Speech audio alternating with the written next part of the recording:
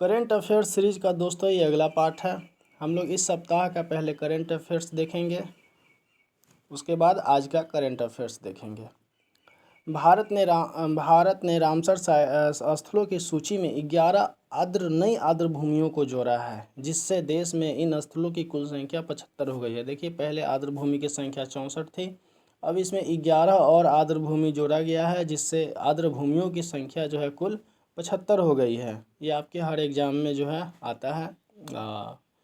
तो आगे है, अगस्त 2022 में चेनाब नदी पर दुनिया के सबसे ऊंचे रेलवे पुल का गोल्डन जॉइंट का उद्घाटन किया गया है। अगस्त 2022 में चेनाब नदी पर दुनिया के सबसे ऊंचे रेलवे पुल के गोल्डन जॉइंट बटन का उद्घाटन किया गया है। ये भी आपके लिए बहुत इम्पोर्टेंट है।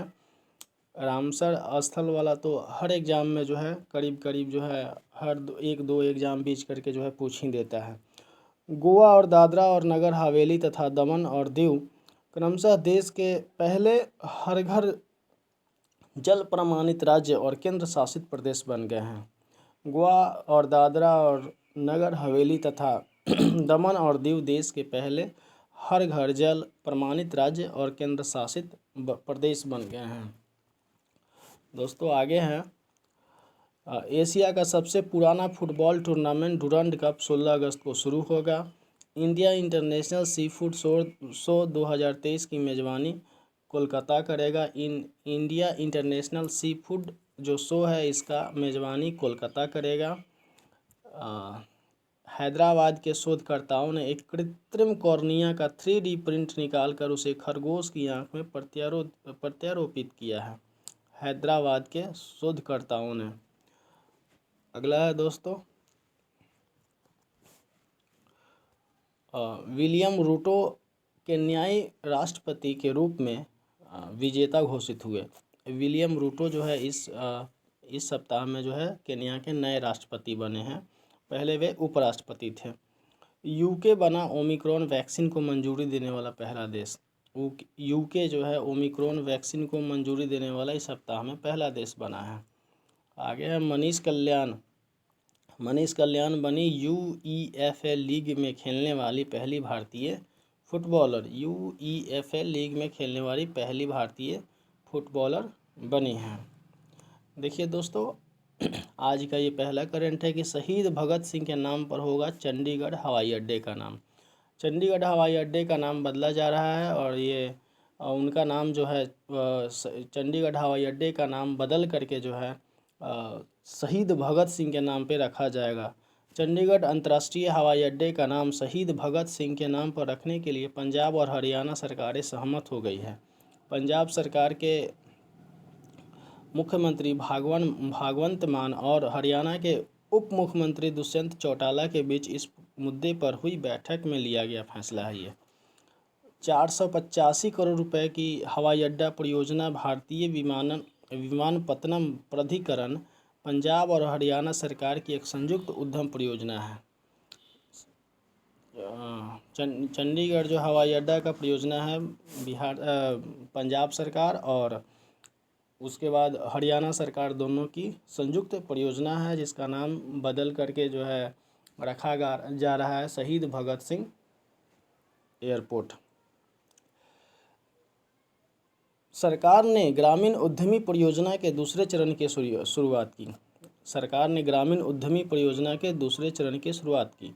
राष्ट्रीय कौशल विकास निगम ने 20 अगस्त 2022 को सेवा भारती और युवा विकास सोसाइटी के साथ साझेदारी में झारखंड के रांची में ग्रामीण उद्यमी परियोजना के दूसरे चरण का शुभारंभ किया।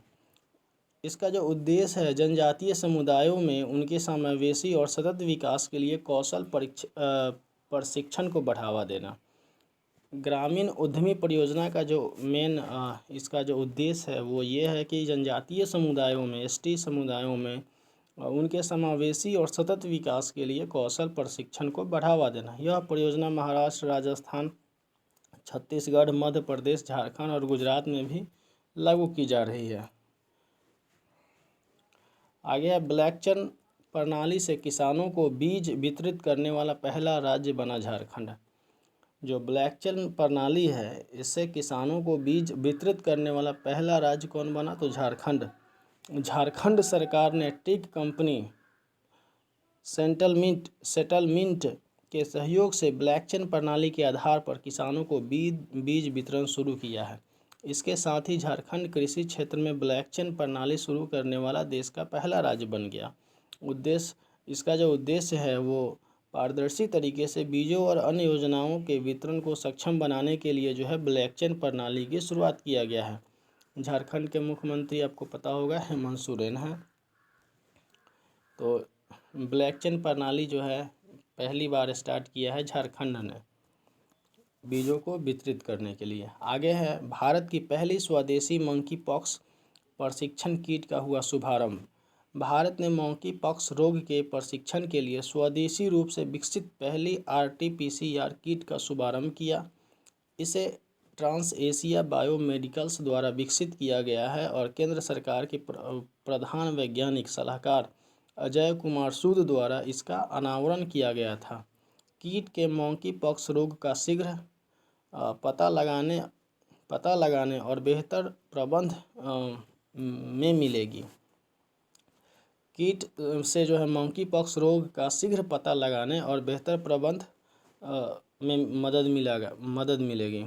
भारत में मंकी पॉक्स के अब तक जो है 10 मामले सामने आ चुके हैं। भारत में मंकी पॉक्स के लगभग 10 मामले जो है सामने आ चुके हैं। असम के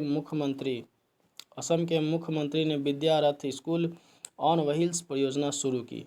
असम के मुख्यमंत्री जो है विद्यारथ स्कूल ऑन व्हील्स परियोजना शुरू की है। असम के मुख्यमंत्री जो है हेमंत बिस्व शर्मा हैं। विद्यारथ स्कूल ऑन व्हील्स परियोजना का शुभारंभ किया। इस परियोजना का उद्देश्य आर्थिक रूप से कमजोर वंचित बच्चों को 10 महीने की अवधि के लिए प्राथमिक शिक्षा तक पहुंच प्रदान कराना है। 10 महीने के बाद उन्हें पारंपरिक शिक्षा प्रणाली में एकीकृत कर दिया जाएगा। परियोजना के तहत छात्रों को मुफ्त मध्याह्न भोजन, यूनिफॉर्म और पाठ्य पुस्तकें उपलब्ध कराई जाएगी।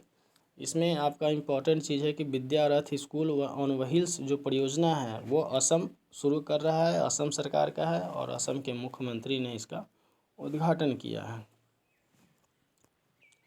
स्कॉटलैंड संग्रहालय ने भारत को 7 प्राचीन कलाकृतियाँ लौटाने के लिए समझौता किया है। स्कॉटलैंड जो आज़ादी के पहले जो है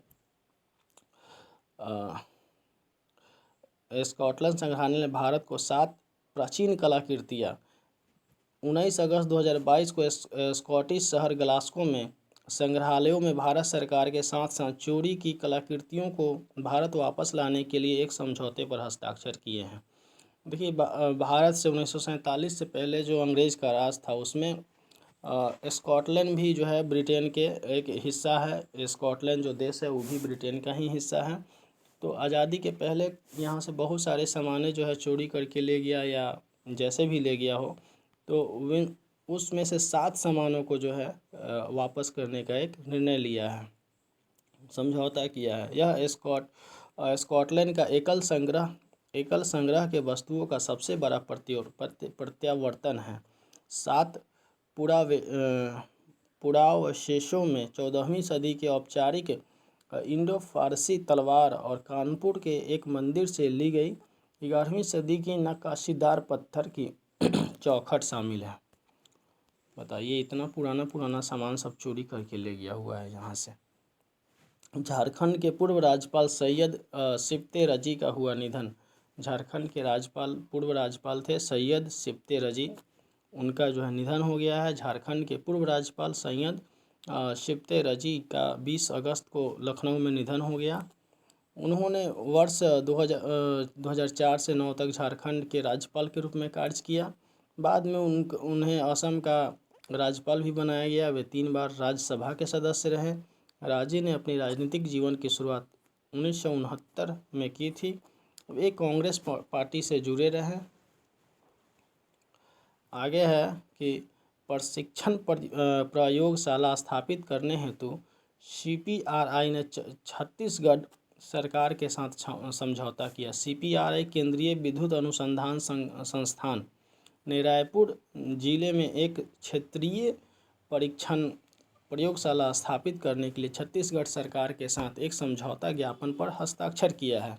समझौते के अनुसार इस प्रयोगशाला में transformer, energy meter, transformer oil, बिजली से जुड़े अन्य उपकरण की जांच की सुविधा होगी। CPRI विद्युत मंत्रालय के अधीन एक स्वायत्त निकाय है। इसकी स्थापना जो है 1960 में हुआ था। इसका मुख्यालय बेंगलोर में है। आगे है, देखिए कुछ है झारखंड के बारे में आप जान सकते हैं कि झारखंड पूर्वी भारत में स्थित एक राज्य है।